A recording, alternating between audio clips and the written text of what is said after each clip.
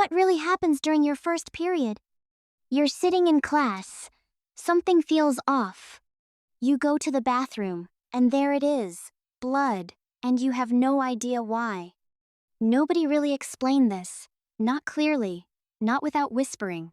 So let's ask the real question. Why does this happen, and why does almost nobody explain it properly? Here's surprise number 1. Your first period isn't really about blood at all. It's about a hormone conversation happening between your brain and your ovaries for years, before you ever see anything. That conversation starts in a tiny brain region called the hypothalamus. Think of it like a control tower, sending signals down to your ovaries, saying, "Start the cycle." Your ovaries respond by releasing estrogen, and estrogen builds something specific. It builds a soft lining inside your uterus, like preparing a cushioned room, just in case it's needed.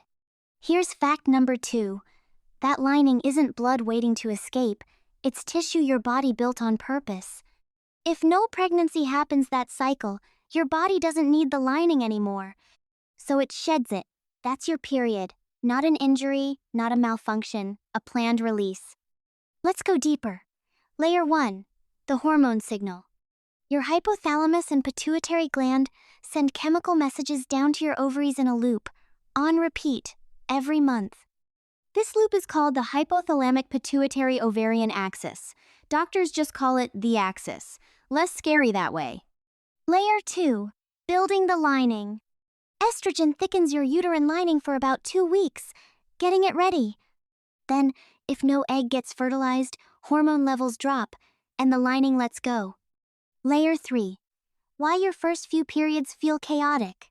Your axis is brand new, it's still calibrating, like a radio station getting its signal in. According to the American College of Obstetricians and Gynecologists, it's completely normal for cycles to stay irregular for the first 1 to 2 years after your first period.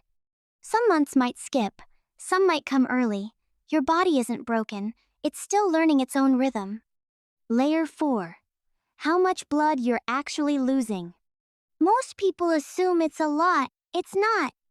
According to the Mayo Clinic, the average total blood loss per period is only about 2 to 3 tablespoons across several days. It just feels like more because it's mixed with tissue and fluid, not pure blood. Now let's kill some myths, because almost nobody was taught this properly. Myth: period blood is dirty or different from regular blood.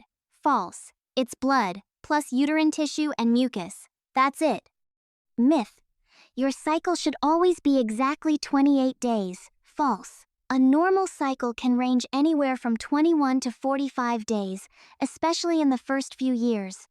Myth: you can't get pregnant during your very first cycle. False: ovulation can actually happen before your first period ever shows up. Your body can be fertile before you know it started. Myth: cramps mean something is wrong. False: mild cramping is your uterus contracting to help shed the lining. It's normal. Severe, life-disrupting pain is worth mentioning to a doctor, but mild cramping alone isn't a red flag. Here's the deepest layer, the one that reframes everything. Menstruation is actually rare in the animal kingdom. Most mammals don't do it at all. Most animals reabsorb their uterine lining internally instead of shedding it. Humans, along with a small handful of species like some primates and bats, actually release it. Researcher Beverly Strassman proposed a theory in the 1990s. She suggested menstruation may have evolved as a way to protect the uterus. Rebuilding fresh tissue each cycle may help guard against harmful bacteria carried in by sperm. Even more interesting, the age of first periods has been shifting for centuries. In the 1800s, the average age of menarche in parts of Europe was closer to 17. Today, it's closer to 12, mostly because of better nutrition and higher body fat percentages, which trigger the hormone cascade earlier. Your body isn't just running a monthly cycle, it's running a program shaped by millions of years of evolution and centuries of changing human health.